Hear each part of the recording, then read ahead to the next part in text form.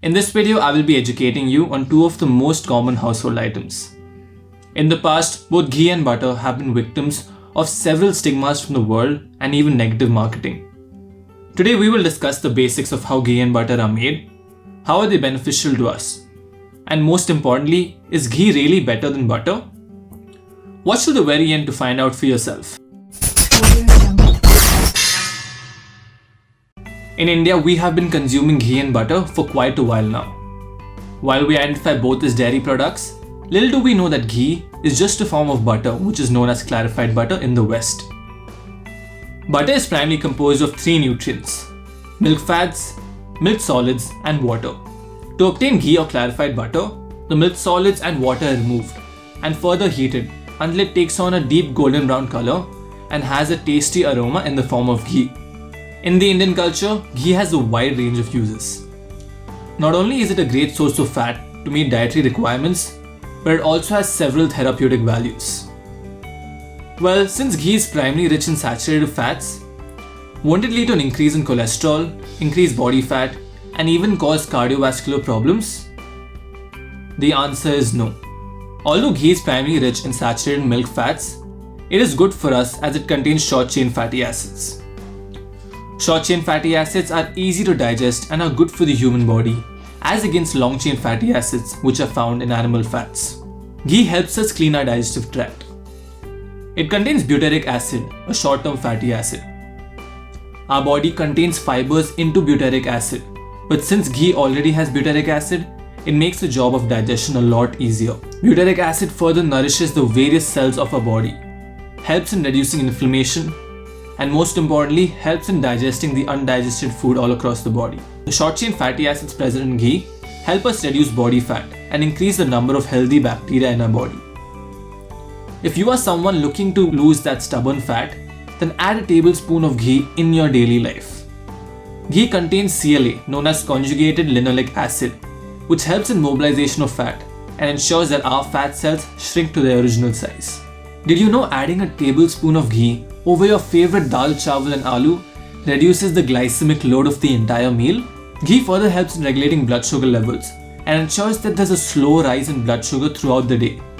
This helps us in reducing the risk of metabolic syndrome, which is something very common all across the globe and includes high blood pressure, high blood sugar levels and high cholesterol levels. Moreover, ghee is rich in omega-3 fatty acids and several fat-soluble vitamins, which help us in sharpening our brain and improving our overall immunity.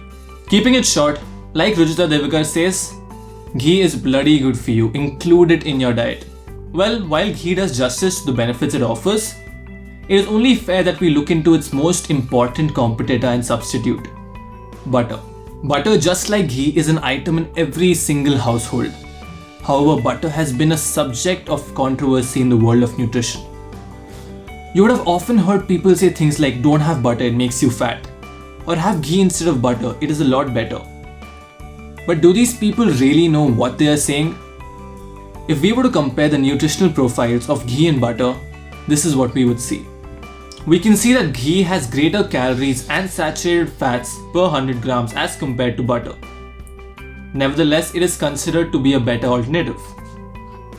Just like ghee, butter contains conjugated linoleic acid, which has several anti-cancer properties and even improves our immunity.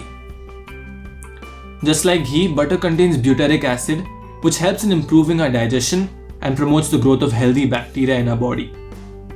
Yet again, just like ghee, butter contains several antioxidants, which are very essential for the human body. Well, ghee is still considered to be a better alternative than butter. Why is that so? High smoking point. As compared to butter, ghee has a much higher smoking point and hence it doesn't burn as quickly. Butter can smoke at 177 degrees Celsius, but ghee can withstand heat up to 252 degrees Celsius. As a result, it naturally becomes a much better option to use ghee while cooking or sauteing food. When heated beyond a certain temperature, butter releases certain dangerous chemicals called aldehydes, which are extremely dangerous for the human body. Hence, when it comes to smoking point, ghee is not only a much better but also a safer option. Ghee is lactose free. An estimated of 65% of the world loses its ability to digest lactose in adulthood. This means that for a great portion of the globe, ghee becomes a much better option as it is void of lactose. It also doesn't contain casein and hence is suitable for the people who are sensitive to casein. Butter, on the other hand, contains both lactose and casein. Well, I spoke about how butter contains short-chain fatty acids and butyric acid, but ghee contains more short-chain fatty acids and more butyric acid as compared to butter, and hence yet again gets the edge over its substitute good. Ghee has an impressive profile of fat-soluble vitamins. As compared to butter, it has higher amounts of vitamin A, D, E, and K, which are extremely essential for the human body as they ensure nutrient absorption and utilization. Well, we can see that despite being extremely similar in nature, ghee gets the edge over butter. But does this imply that butter is bad for us? No. With all this being said, another very important question arises, which decides whether ghee and butter are going to work for us or not. How much ghee or butter should you have in a single day? Anything ranging from 2 to 4 tablespoons a day is considered to be normal. But anything in excess of that can in fact work against you. It is always better to have your ghee or butter with your meals. You can add it over your dal, roti, rice, or even with bread so that it reduces the overall glycemic load of your food and you're including the essential benefits of ghee and butter. With all this being said about ghee and butter, drop in a comment in the comment section and let me know which one do you personally prefer. If you found the information interesting and the video useful, then do not forget to like, comment and subscribe to my channel Fit Easy to stay tuned for some more interesting content in the future. Till the next time, see you all.